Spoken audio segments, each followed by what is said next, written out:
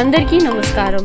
మీరు వింటున్నారు podcast series Anubhav, heritage group మరియు national institute of social defence, ministry of social justice and empowerment, government of India మరియు media for community foundation New Delhi తరపున చేయబడిన సంయుక్త చొరవ.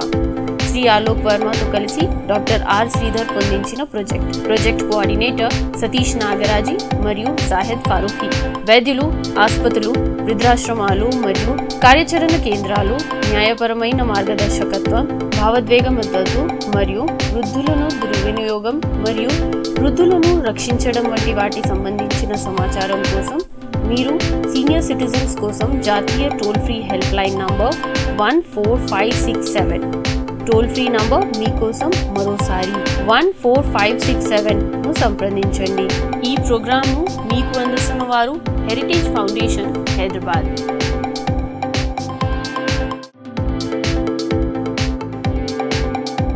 పెద్దల్ని గౌరవించడం మన సంప్రదాయం.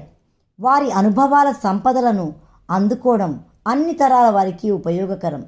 తరతరాల అనుభవాలను కాచి వడబోసి కమ్మటి మాటలతో సూటిగా ఘాటుగా మన నడవడికకి న్యాయం చేసే మాటలే సామెతలు. సామెత లేని మాట ఆమెత లేని ఇల్లు అనే మాట మనందరం ఎప్పుడూ వినేదే. పచ్చడి రుచిని పెంచి ఇంగువ చేర్చితే ఆ రుచి ఎంత గొప్పగా ఉంటుందో మాటకి సామెత చేర్చితే అంతే రుచిగా ఉంటుంది. కమ్మటి పప్పులో నేతిని చేర్చి నాలుకకి రుచి అందించేలాంటివి సామెతలు. తెలుగు భాషని సజీవం సమున్నతం చేసేవి సామెతలు. 6 పదులు దాటిన పెద్దల్ని పలకరిస్తే ప్రతి మాటకి ఓ సామెతని జోడిస్తారు. అది తీయటి పాయసంలో జీడిపప్పు కలిపినంత రుచినిస్తుంది. పెద్దల మాట పెరుగన్నం మూట అన్నది అక్షర సత్యం. అరటిపండు ఒలిచి పెడితే తినడం ఎంత సులభమో మాటల్లో మంచి సామెతలు చేర్చబడితే అర్థం చేసుకోవడం అంతే సులభం. ప్రసంగాలు బాగుంటాలంటే సామెతలు చేర్చబడాలి. అవి చెవులకి ఇంపుగా వినబడి హృదయంలోకెళ్ళి లోతుగా స్థిరపడాలి. లేకపోతే ప్రతి ప్రసంగం ఉప్పులేని పప్పులా చప్పగా ఉంటుంది. కొన్ని అత్యుత్తమమైన పెద్దల సామెతలను మీకు అందిస్తున్నాను. అడ్డాల నాడు బిడ్డలు కానీ గడ్డాల నాడు కాదు. అత్తలేని కోడలు ఉత్తమురాలు, కోడల్లేని అత్త గుణవంతురాలు. అన్నం పెట్టేవాడు దగ్గరుండాలి, దండం పెట్టేవాడు దూరంగా ఉన్నా పర్వాలేదు.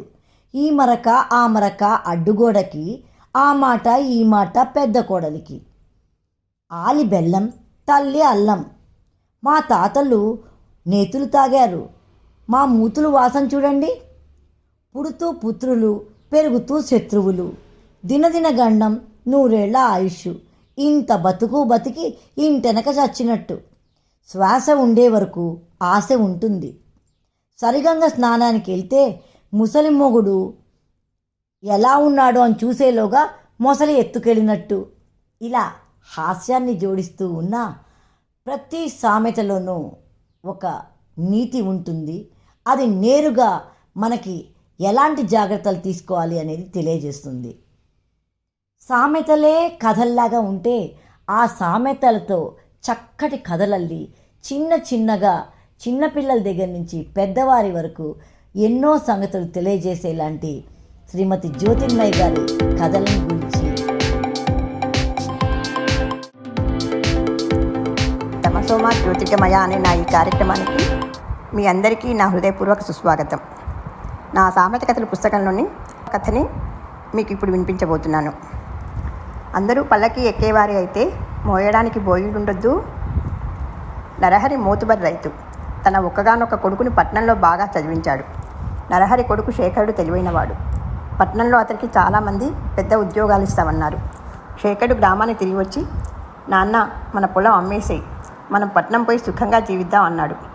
నువ్వు చెప్పింది బాగానే ఉంది, కానీ ఈ గ్రామంలోని వారందరూ మనకు చిన్నప్పటి నుంచి తెలిసినవారు. వాళ్ళందరినీ కూడా తీసుకొని పట్నం వెళ్ళిపోతే బాగుంటుందేమో అన్నాడు నరహరి. ఆ మాట శేఖరుడికి ఎంతగానో నచ్చింది. అతడు తండ్రితో, మనం ముందుగా పట్నం వెళ్ళి అక్కడ స్థిరపడ్డాక మన వాళ్ళందరికీ కూడా ఏదో ఒక ఏర్పాటు చేద్దాం అన్నాడు ఉత్సాహంగా. అప్పుడు నరహరి ఇలా అన్నాడు, తిండి అక్కర్లేకుండా తెలివితో బ్రతికే ఉపాయం కూడా ఏదైనా ఉంటే కనిపెట్టు. తిండి లేకుండా బ్రతకడం సాధ్యం కాదు అన్నాడు శేఖరుడు. చదువుకున్న ప్రతివాడు తెలివితోనే బ్రతకాలనుకుంటే పంటలు పండించేవారు లేక తిండి దొరకదు. అందరూ పల్లకి ఎక్కేవారే అయితే మోయడానికి బోయిలుండరు కదా, అందుకని అలా చెప్పాను అన్నాడు నరహరి. శేఖర్కి తన తప్పు తెలిసి వచ్చింది. అతడు పట్నం వెళ్ళే ఆలోచన మాని తన తెలివిని వ్యవసాయానికి ఉపయోగించి తండ్రి కంటే ఎక్కువ దిగుబడి తీసి అందరి చేత శభాష్ అనిపించుకున్నాడు. అతన్ని ఆదర్శంగా తీసుకుని ఆ పల్లెలోని యువకులందరూ కూడా బాగా చదువుకొని వ్యవసాయం చేయసాగారు. ధన్యవాదాలు.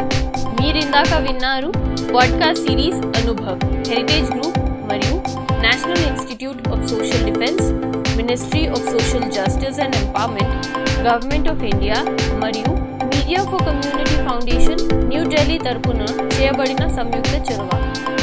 శ్రీ ఆలోక్ వర్మతో కలిసి డాక్టర్ ఆర్ శ్రీధర్ పొందించిన ప్రాజెక్ట్ కోఆర్డినేటర్ సతీష్ నాగరాజీ మరియు జాహిద్ ఫారూఖీ.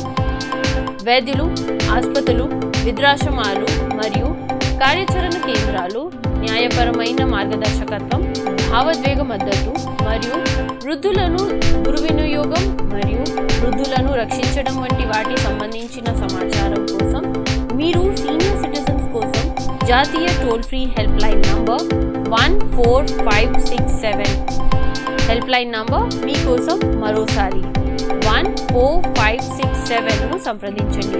ఈ ప్రోగ్రామ్ని మీకు అందించిన వారు హెరిటేజ్ గ్రూప్ హైదరాబాద్. మరిన్ని ప్రోగ్రామ్స్ కోసం వింటూనే ఉండండి అనుభవ్.